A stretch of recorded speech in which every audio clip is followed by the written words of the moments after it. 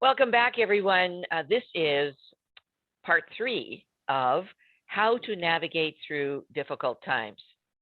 The first episode, we talked about having faith in self, faith in others, faith in God. In podcast number 2, we talked about embracing discomfort, another fascinating topic for how to navigate through change. Today, we want to discuss believe that you will be looked after no matter what disaster happens in your life, to have that very deep faith that you will be looked after. And then once you have that belief, then it's much easier for you to look after others. Go and help others, yeah? Because we want to lift ourselves up, believe that we will be looked after. And once we lift ourselves up and have that great faith, then we can go and look after others.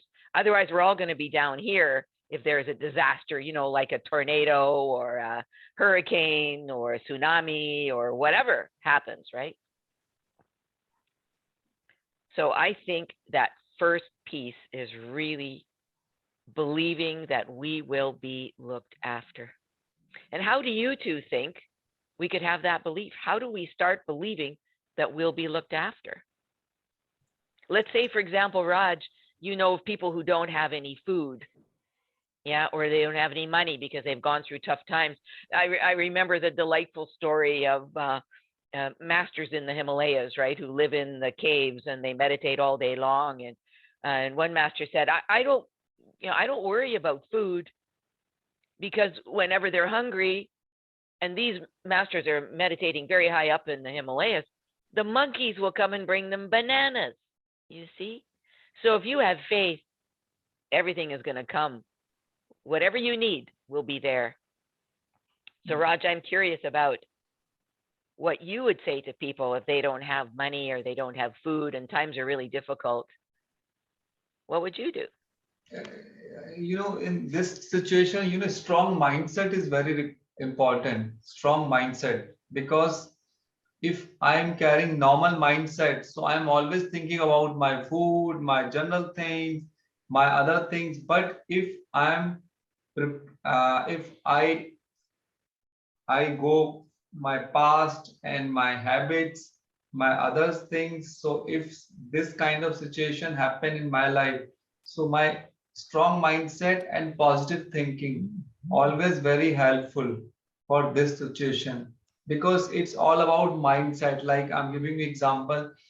If I'm taking my breakfast every day 9 a.m. for example, and someday if I'm not getting my breakfast in 9 a.m., although I'm not feeling hungry, but I'm shouting, angry on my family, this kind of situation we are doing in our normal life, because we prepare, our mindset is prepared for 9 a.m.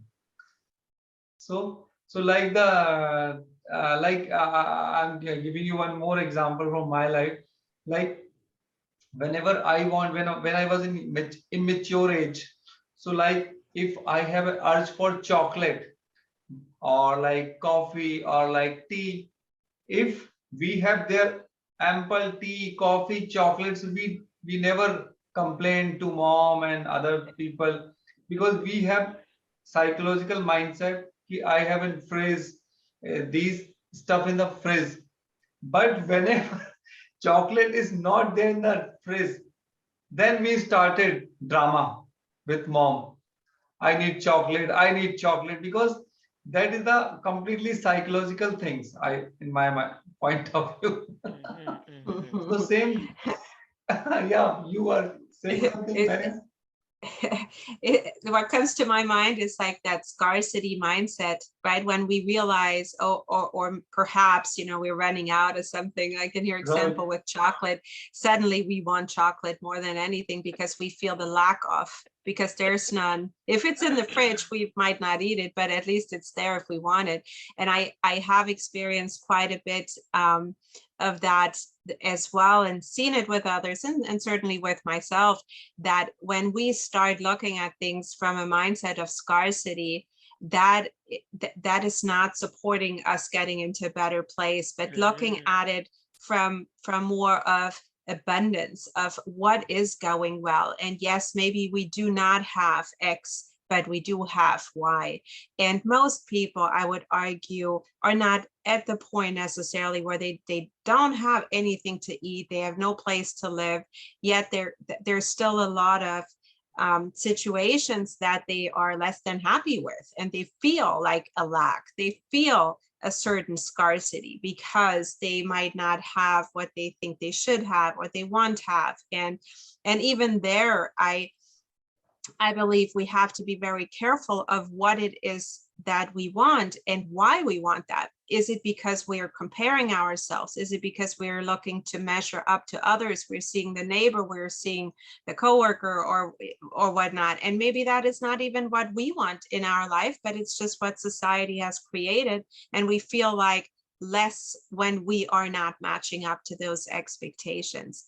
And so my point here is that mindset, Raj, and I couldn't be more in agreement with you, how we look at it and how the perspective we take, what we focus on, makes all the difference. Because you see many people that have little and they're very happy. You see many people that seemingly have everything. They have the great job, they have a career, they have money, they have relationships, yet they're still not happy and there's still a sense of lack. And why is that? So I think that is a decision each one of us has to make for our own life, to say, what am I going to put my focus on? And how am I looking at life? Through what lens am I looking at my life? Because I guarantee you, when you start digging, you will find things that you can be grateful for. There are things that are going well, even if other things are not going well. And so shifting that perspective has been one of the most important and most changing of reality experiences, even in my own life, from when I was feeling sorry for myself to, okay, how could I look at this differently? Get away from that victim role and move into more of, okay, what is there to be happy about? I want to tell you a story many years ago when I went on safari in Kenya.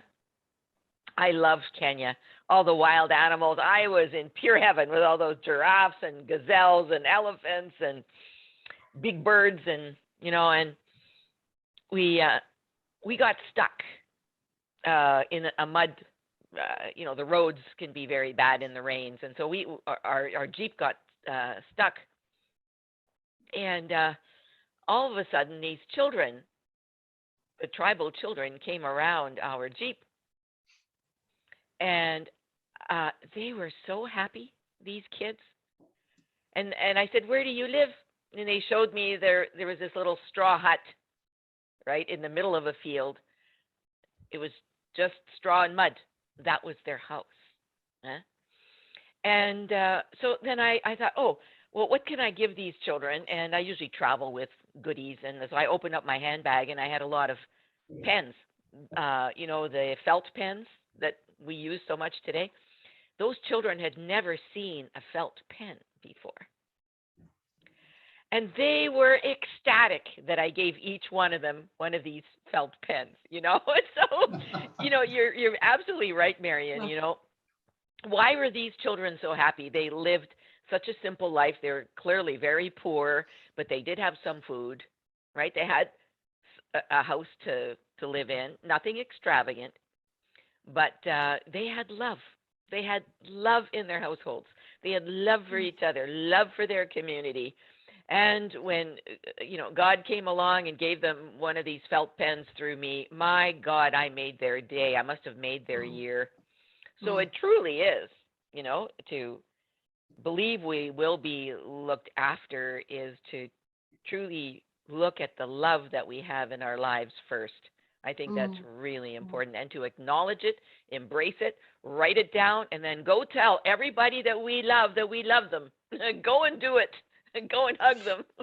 And that's the secondary part. Once we are in that place where we feel good, then we can start reaching out to others and helping others and being that helping hand and sometimes even just listening to somebody, or being there for somebody, or giving someone the feeling that they're not alone. But until we do that work on ourselves, we cannot be that for somebody else. And I think actually, Betska, you brought it up before, and we always hear that on any airplane we go to, you take care of yourself and then you help others.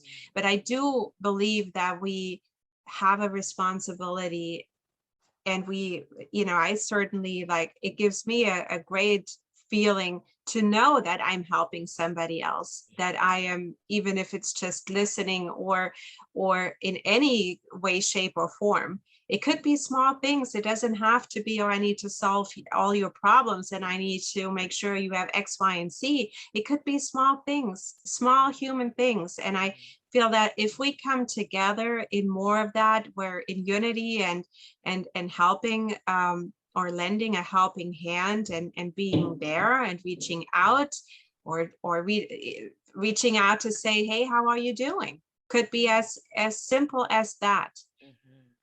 Puts the focus away from us on somebody else, and I think it can make all the difference.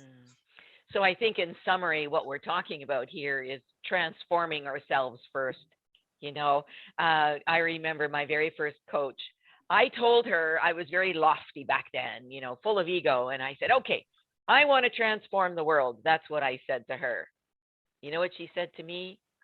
Betska, you work on your own house first. I thought, what the heck does she mean? What she really meant was, you look inside, you look at your own mindset, you look at your own heart. Is your heart closed? Is your heart open? What are your negative thoughts? Get rid of your negative thoughts, right?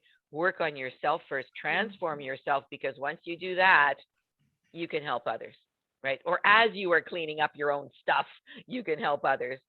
It has to be that. We have to transform ourselves first. So thank you for being here, guys. Maybach music.